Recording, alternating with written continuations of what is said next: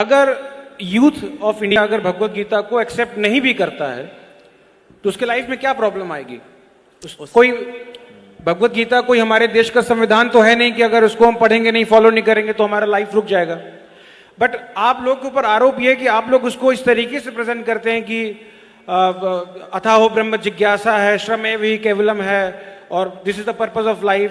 इस तरीके से बोल बोलकर आप जो है एक साइकोलॉजिकल लेवल पर यूथ का ब्रेन वॉश कर देते हैं और जानबूझ के उसको फोर्स करते हैं भगवत गीता पढ़ने को।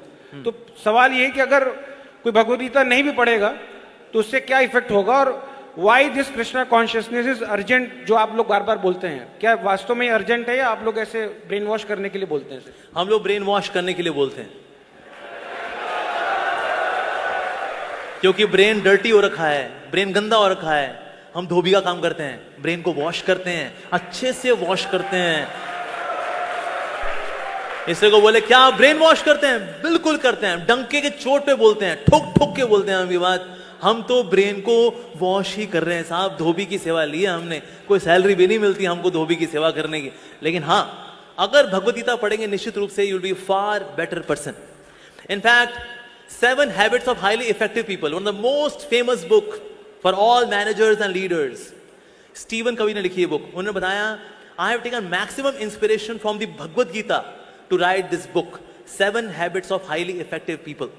हमारे number 1 motivational speaker Vivek Bindra ji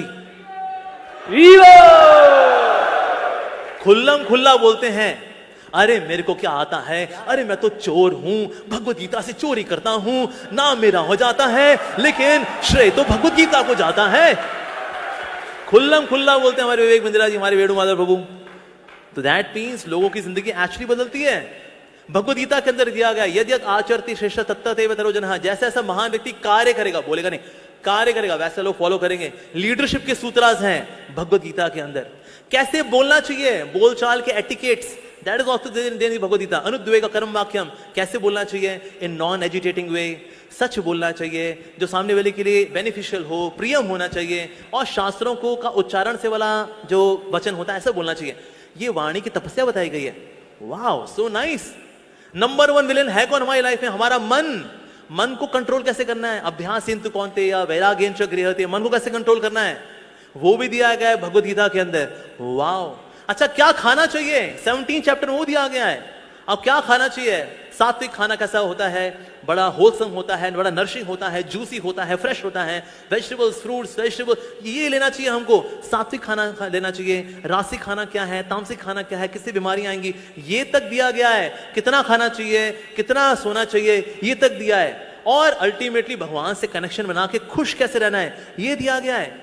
अगर चिंगारी आग के पास रहती है जगमगाती है, चिंगारी आग से दूर जाती है बुझ जाती है। जितना हम भगवान के नजदीक रहेंगे हम खुश रहेंगे, जगमगाएंगे, तेजस्वी रहेंगे, ओजस्वी रहेंगे। जितना भगवान से दूर जाएंगे उतने बुझे बुझे नजर आएंगे। फिर लगानी पड़ेगी आपको फेयर एंड लवली, लगानी पड़ेगी फिर फेयर एंड हैंडसम। बुझे हुए है ना, इसीलिए इससे 2 तरह के लोग होते हैं। एक तो वो जिनमें बहुत तेज होता है और दूसरे वो जो बहुत तेज होते हैं। अगर आप भगवत गीता पढ़ते हैं, भगवान का नाम लेते हैं तो आप में तेज आता है, और आप भगवत गीता को इग्नोर करते हैं तो आप बहुत तेज हो जाते हैं। तो इसीलिए हमें तेज नहीं बनना है, हमें तेजस्वी बनना है, और भगवत गीता हमें तेजस्वी बनाती है। क्योंकि आज हमने भगवत गीता को किनारे किया है, इसलिए घर घर में डिवोर्स हो रहे हैं।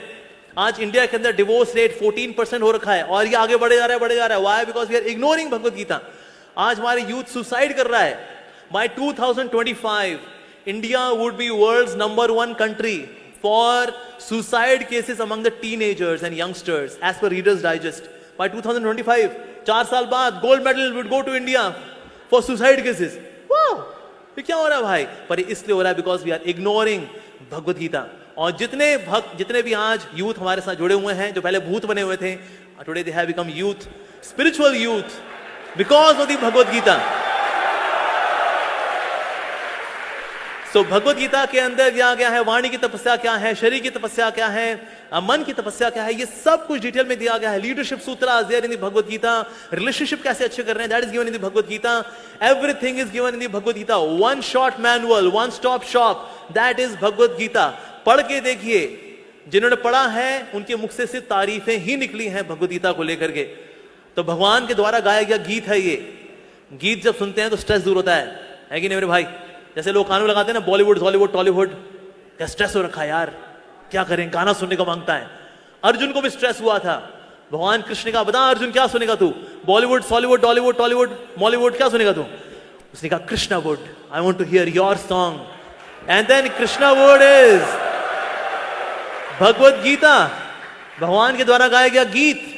ऐसा गीत जिसमें परपॉट्स दिए जाते हैं, कमेंट्रीज लिखी जाती हैं, सेमिनार्स दी जाती हैं, गाने लिखे जाते हैं। वाह, ऐसी है श्रीमद् भगवत गीता। तो इसीलिए हम सबको भगवत गीता पढ़नी चाहिए। हम सबको, in case you want to live a stress free life, ideal life, the best quality life, Bhagavad Gita is for you.